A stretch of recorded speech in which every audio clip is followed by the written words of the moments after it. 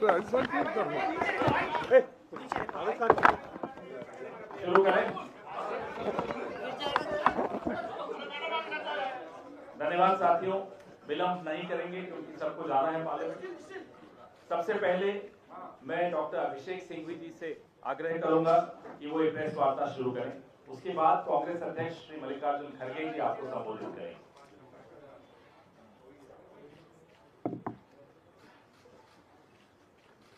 Auto sir on कर दीजिए, ऊपर कर।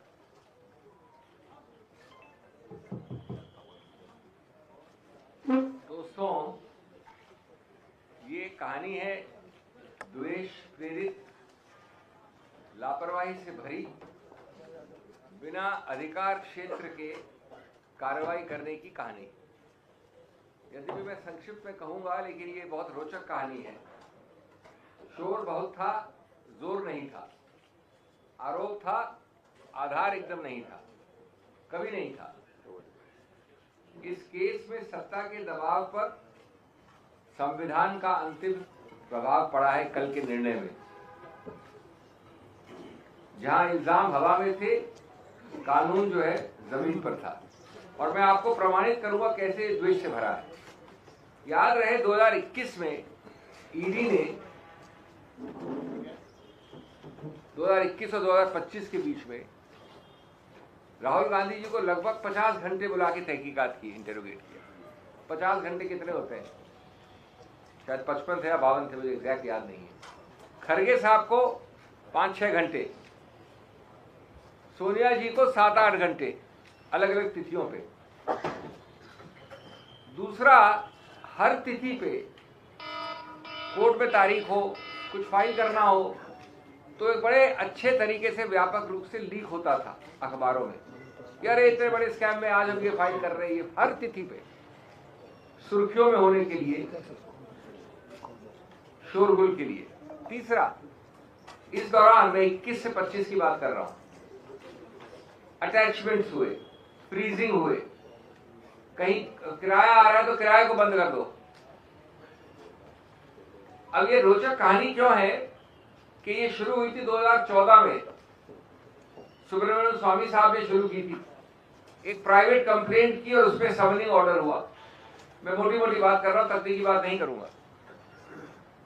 2014 में ही सुब्रमण्यम स्वामी जी ने हजारों सैकड़ों बार लिख दिया सीबीआई को और ईडी को कि मैंने ये कार्रवाई कर दी है, ये आरोप है, ये गलती है, ये है फलाना ढीकर।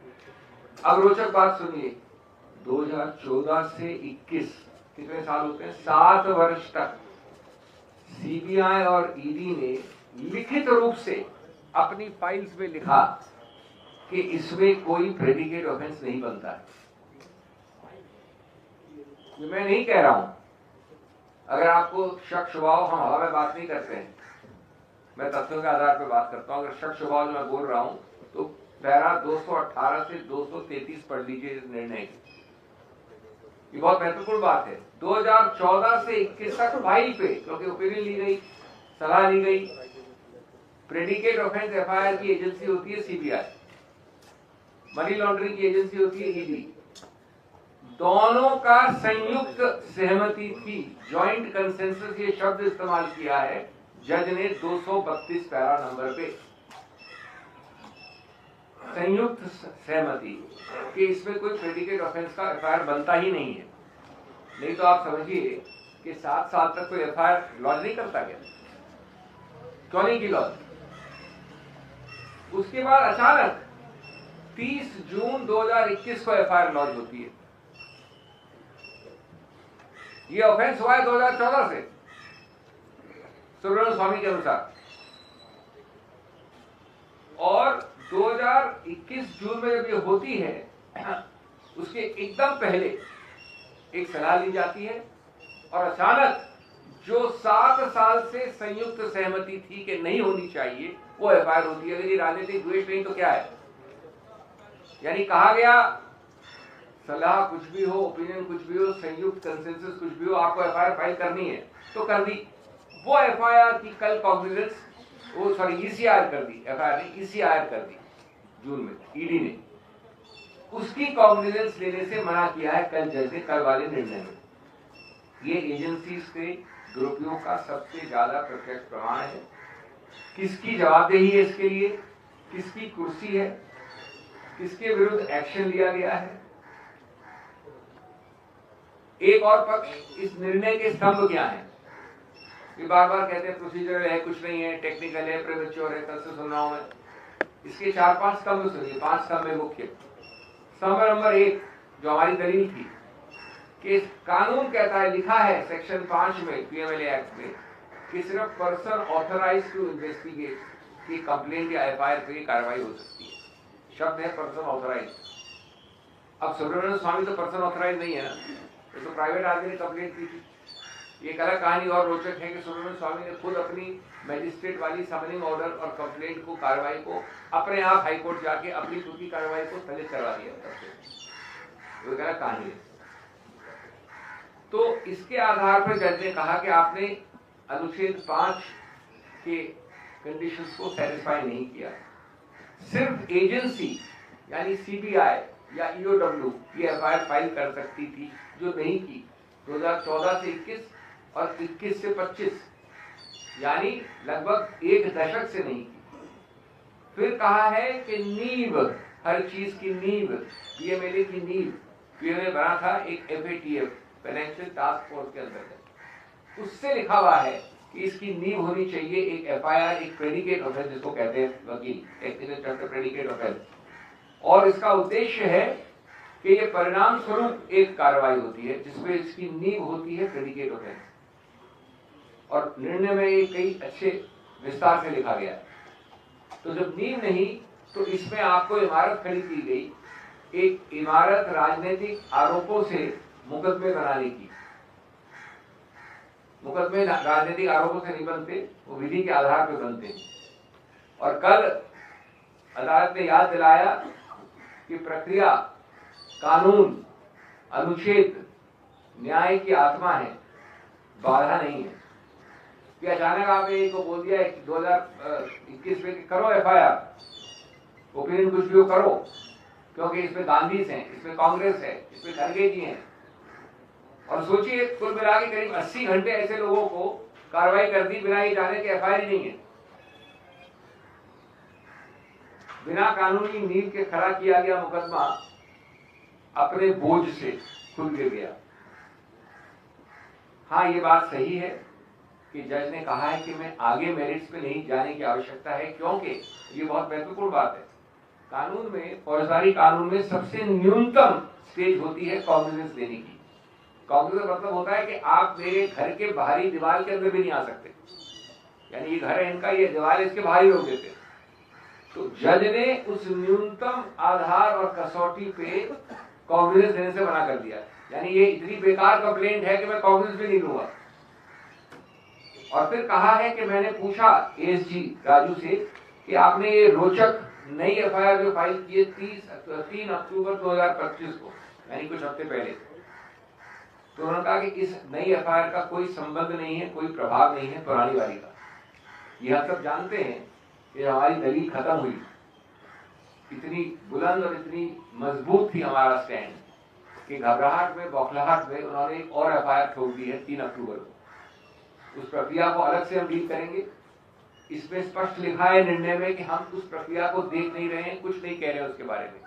लेकिन ये भी आपको द्वेष बताता है, आपने संयुक्त सहमति के बाद गलत चीज की, कोर्ट ने क्वॉश की, आपको ये मालूम होते हुए आपने फिर एक नई एफआईआर ठोक दी 3 अक्टूबर को। ये सब एक राजनीतिक द्वेष की कहानी है।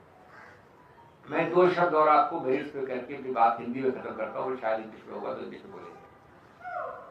ये मेरिट्स में एक अजीबोगरीब केस क्यों है?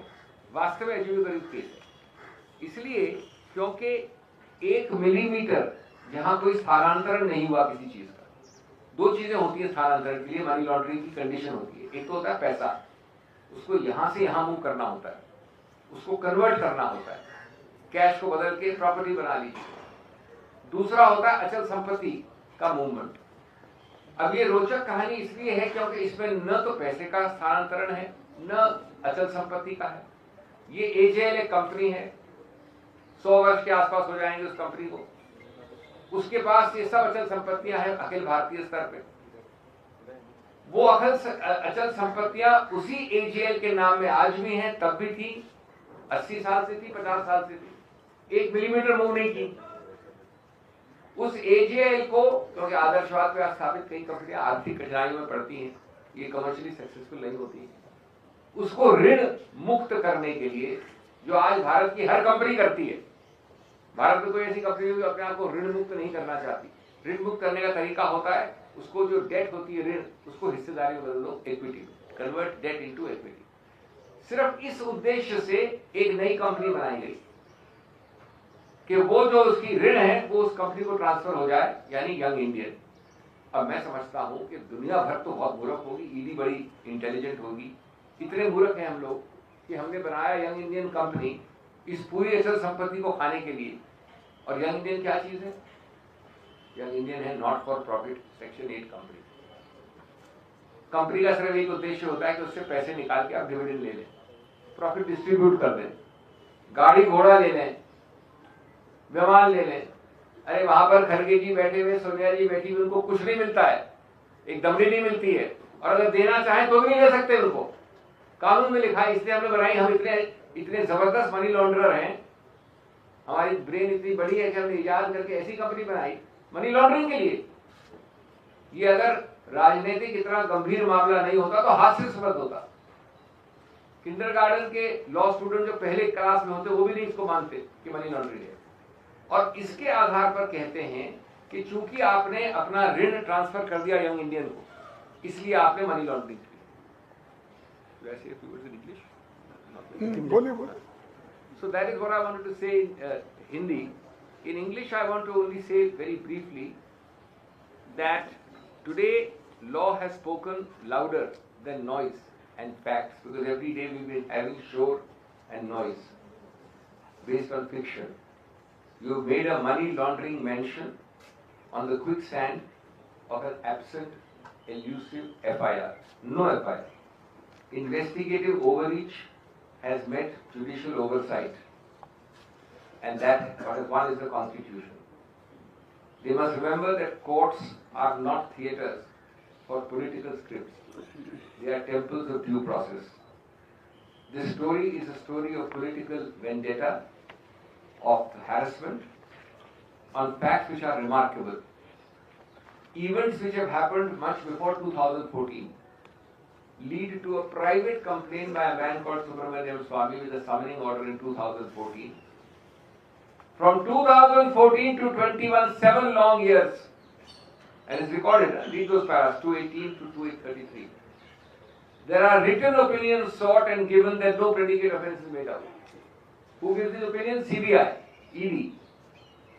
Obviously, that is the reason why after 2014 you never filed a complaint. An official complaint. Only Subramanian Swamy's complaint was there. After written opinion, suddenly, a few days before 30th of June 21, the command comes from the skies. Register an FIR. Register an ECI, a PMLA money laundering. It is clearly a command from the skies, because the entire opinion of the agencies is there is no predicate offence. On that command, and we can guess very easily where the command comes from. On 30th June 21, 7 years after Mr. Subramanian Swamy has written again and again that I have filed a complaint, and you have taken a decision not to file an FIR, suddenly on 30th June 2021 an FIR is filed. From 21 to 25, from Sonia Gandhi, Rahul Gandhi, Kharge ji and many others, 55 hours plus 6-7 hours plus 8 hours, I believe a total of almost 90 hours of interrogation, repeatedly going, and every time they get up and go, there are big surkhiyas, big newspaper reports, to harass, to embarrass, to create a climate. And then comes this judgment which says that, sir, just a little bit small thing. The financial task force which created the PMLA section 5, all requires a predicate offence. Kindly show me the predicate offence. And nobody can find the predicate offence. This head should have rolled for this. Instead, what you will have is justification. You will have appeals on this order, and then comes this nice little new delicious FIR on 3rd of October 25, that is 8 weeks ago or 6 weeks ago. Why the new FIR? This is an offence pre-2013. Because you want to keep the pot boiling. Because there is Sonia Gandhi involved, Rahul Gandhi involved, Mallikarjun Kharge involved. That's the only reason. The Congress party involved. So, today's order is a reminder that criminal law is not a political press release, which is what you've been doing for the last 7 years. You cannot weaponize the PMLA and then plead ignorance of the conditions of PMLA itself. This case has always been long on rhetoric and short on legs. And lastly, friends, this is the first one-trick wonder of its kind in PMLA, where there is alleged money laundering without 1 paisa moving 1 inch and 1 property moving 1 foot. AJL, the owner of all the immovable properties, remains the owner from time immemorial, 50, 60, 70 years. AJL is converting a debt to equity. All companies do it by issuing shares. AJL shares are got by a remarkable company designed for money laundering. Young Indian, a not-for-profit company where even if you want, you can't pay a paisa of dividend. Where the people sitting there can't draw perks, car, Hawai Jahaz, dividend, profit, salary, nothing. So AJL remains the owner. The shareholding of AJL remains with Young Indian. Young Indian remains a not-for-profit company, and you have this grand, big game of money laundering. You can judge for yourself. Thank you.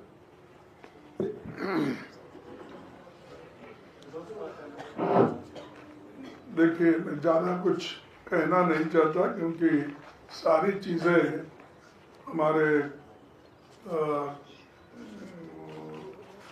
Advocate ने बताया है, अभिषेक मरवी जी ने, उनको सब मालूम है। मैं इतना ही कहता हूँ कि ये जो उन्होंने नेशनल हेराल्ड के नाम से केस डाला और इस उद्देश्य से ये लोग ये कर रहे हैं कि एक पॉलिटिकल वेंडेटा, एक द्वेष के दृष्टि से ये केस किया जा रहा है और उसके कारण क्या है उन्होंने बताया। अब ये पेपर आज का नहीं, 1938 में फ्रीडम फाइटर्स ने एक पेपर को एस्टेब्लिश किया कि आज़ादी दिलाने के लिए, लेकिन ये लोग आज मनी लॉन्ड्रिंग, सीबीआई ऐसे एजेंसीज को उपयोग करके हमारे कांग्रेस नेताओं को बदनाम कर रहे हैं। खासकर गांधी फैमिली को उन्होंने सताने के लिए ही ये केस डाला है, नहीं तो इसमें कुछ नहीं है और कोई एफआईआर नहीं है। कोई प्राइवेट पर्सन एफआईआर डालता है, उसके ऊपर एक कार्रवाई करते हैं और आज इस दृष्टि से कहा जाएगा कि जो चीज़ में कोई दम नहीं है उसमें दम भरने की कोशिश करके हर एक को हरासमेंट कर रहे हैं। हमारे बहुत से कांग्रेस पार्टी के नेता और सभी बड़े बड़े लोग जो आज उनके सिंपथाइजर नहीं है, ऐसे 50 लोगों को ऐसे ईडी का केस डालकर सता और अपना पॉलिटिकली उसको उपयोग करने के लिए कहीं उन्होंने ये ईडी और मनी लॉन्ड्रिंग का केस डाल के उन्होंने कई एमपीज को अपने तरफ लिया, कई राज्यसभा मेंबर्स को लिया, कई जगह सरकारें बनाई। ये सारी चीज़ें वो किए हैं और आज फैसला न्याय के सत्यमेव जयते हमारा एक ये है स्लोगन, उसके तहत आज ये आया है। तो ये जजमेंट को हम वेलकम करते हैं और न्याय सदा हमेशा की जो सत्य की हमेशा जीत होती, इसीलिए मैं इस जजमेंट का स्वागत करता हूं। जो इसके लिए मेहनत करे हमारे लोग, उनको भी मैं अभिनंदन उनका भी करता हूं और आप लोग इतने ठंडी में आए, आपको भी धन्यवाद। Thank you. ANI अरे क्या